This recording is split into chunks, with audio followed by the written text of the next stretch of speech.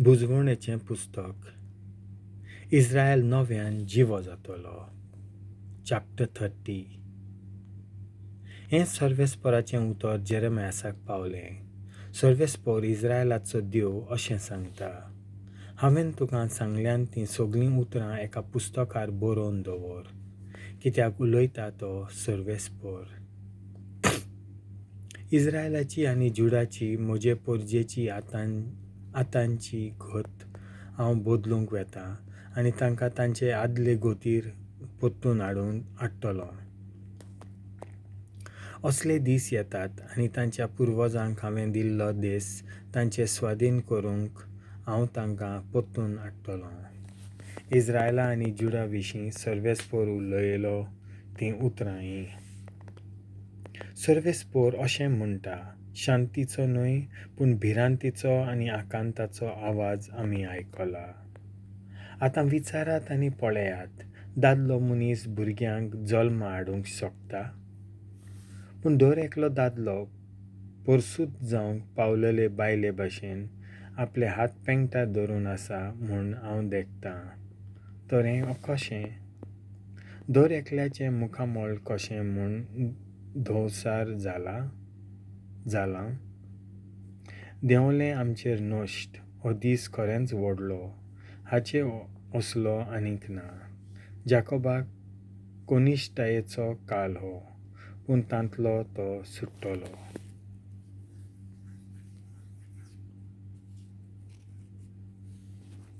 त्या दिसा उलयता तो sorvsoktivont Sorvespor. तांचे मानी वेलें जुवाचें आडबरें करून हांव मोडून उडयतलों आनी तांच्यो सांकली तोडटलों आनी तीं आनी केन्नाच परक्यांचीं गुलामां जावचीं नात. पूण सर्वेस्परा आपल्या देवाची आनी तांचे खातीर हांव उपजयतलों त्या तांच्या राजा दाविदाची तीं सेवा करतलीं.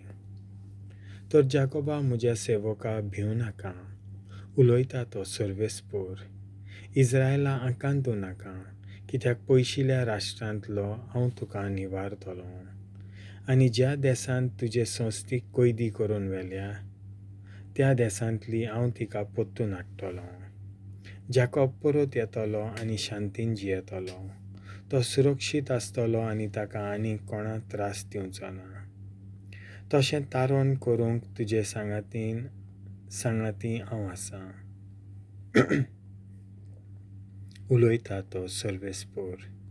ज्या देशा मोदें तुका हांवें धांवडायल्लो त्या देशांक हांव नाटाक करतलों, पूण तुका मात नाटाक करचो ना.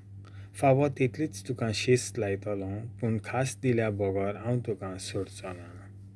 हय, हांव सर्वेस्पोर अशें म्हणटां.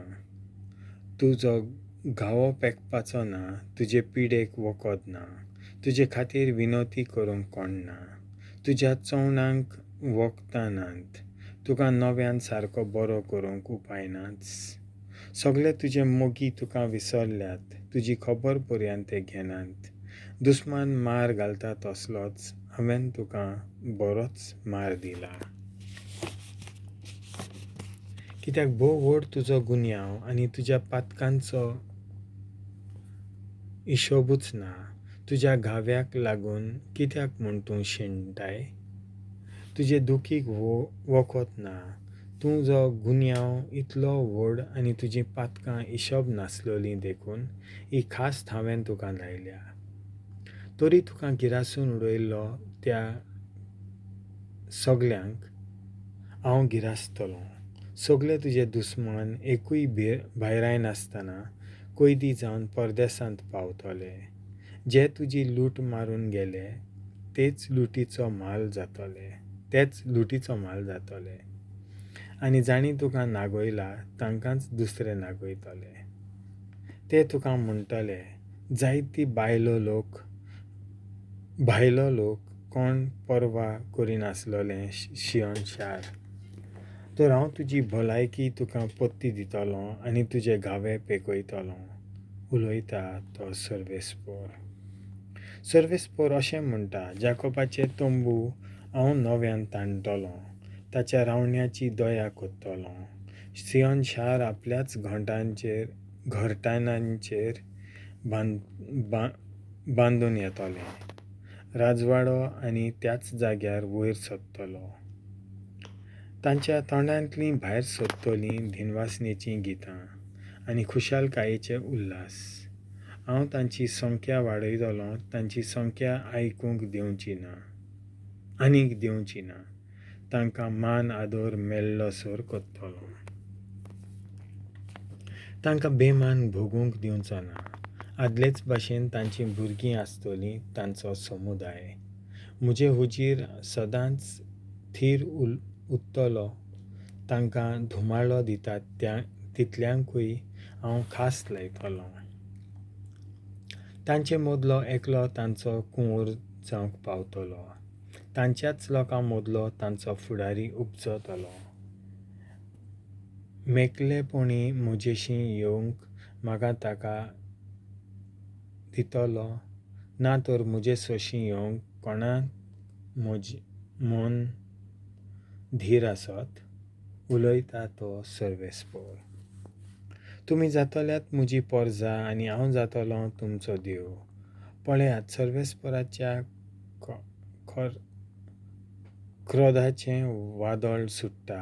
भिरांकूळ तुफान उपरासता. तें नश्ट्यांचे तकलेर फुट्टा. आपल्या मनांत ताणें येवजिल्लें तितलेंय पालून हाडल्या शिवाय आनी शाती पावयल्या बगर सर्वेस्पोराचो क्रोध थारचो ना. येत्या दिसांनी हें तुमकां थावें जातलें.